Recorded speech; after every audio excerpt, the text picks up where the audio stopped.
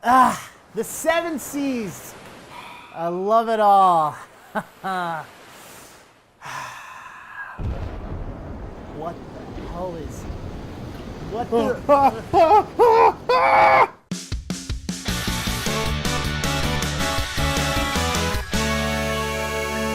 Hi everybody, welcome to GameGorgon. My name is Krug. I'm Indigo. Today we're here to talk to you about Sea of Thieves releasing. Like for reals releasing into the wild. You can pay for it and get access to the game and then play it on your computer or whatever. Not in early access. Not in early access. The game came out on the 20th, so you guys have access to playing it right now. It's $59.99, standard, game price for a new game. But there's a caveat. There is some microtransactions in the game. I feel like there are a lot of caveats in this week's episodes. Last week was apparently political week. This week is Caveat caveats. There's going to be some microtransactions. We don't know what they're going to be, but we know what they aren't going to be. Allegedly. Yeah. I'm going to throw that in there because I don't trust Microsoft not to be like, hey, EA looks like they're making a ton of money. Let's go over here. So there isn't going to be a loot box system in here. Amen. Okay, but it's also not going to be any sort of pay-to-win character progression anything. Okay, so nothing that affects the gameplay, right? Uh-huh. And no loot boxes. Yes. Okay, so what are they left with? I don't know, because the only thing that would be left is cosmetic, but the entire game's progression, other than with individual factions, your rewards are all cosmetic.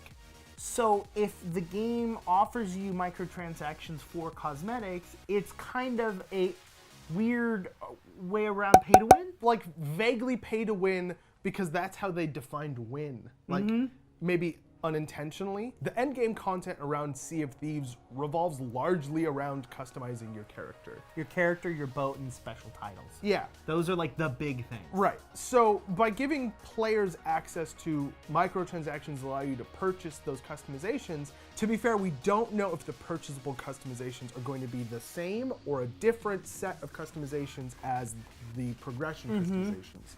So it could be that you can still differentiate between somebody who's progressed really far and somebody who has a ton of money. But, taking a step back, normally that's not the case because people don't like other people to know they spent a lot of money, and I think developers know that, and so they make them kind of similar. I mean, one of the things that they don't say that it is that it's not unlockable by gameplay. That's true. We'll have to wait and find out. Yes.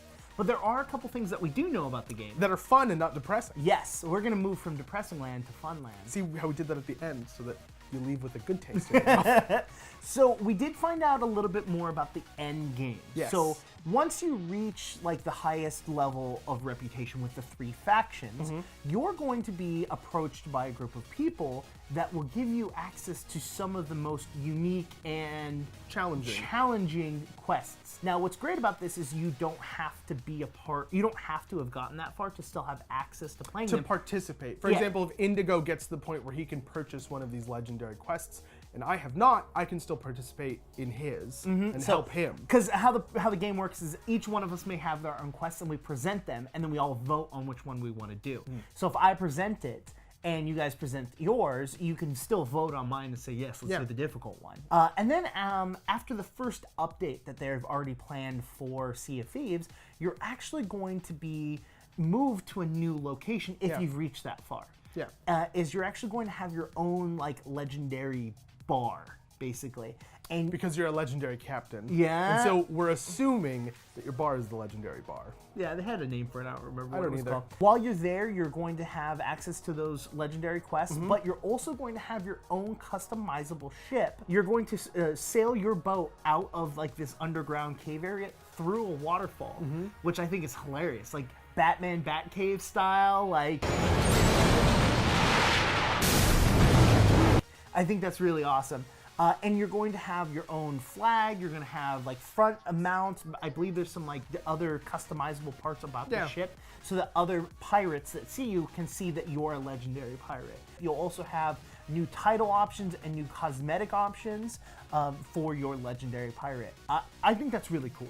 As long as you can't buy it. as long as you can't buy it. That's what I want to buy reputation with this place. That would suck. Oh God. Another piece of content that we got a little bit more information about that involves combat, which I know a lot of you are super into, just kind of in general, is the raids, which I actually was not expecting to exist in this title, but they do. So we saw in a couple of teaser trailers a big skull kind of made of clouds with green eyes, and people were kind of speculating as to what it meant. We now know that that skull signifies the start of a raid.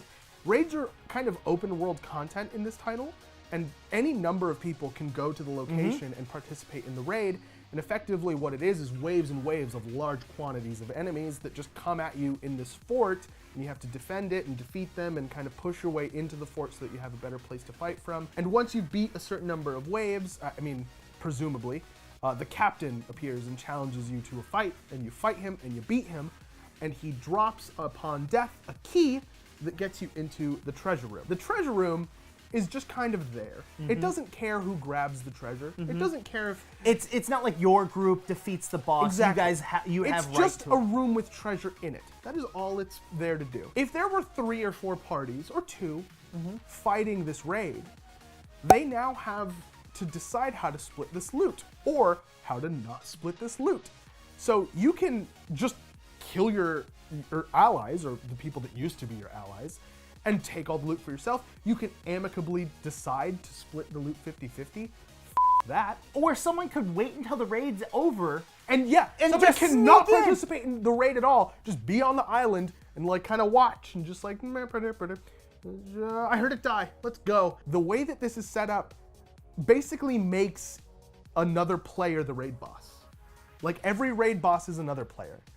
Unless you're doing it by yourself, which, I mean, if you're doing it by yourself, Indigo and I are gonna come and take your loot, and we'll be your raid boss for you. How's that? The last piece that we also happen to find out about is a little bit about the Kraken himself. He has been released. The ocean will go black with inky goo or whatever. Thank you for saying goo. Tentacles will come out of the ocean, attack your ship. If you're out of your ship, they will attack you.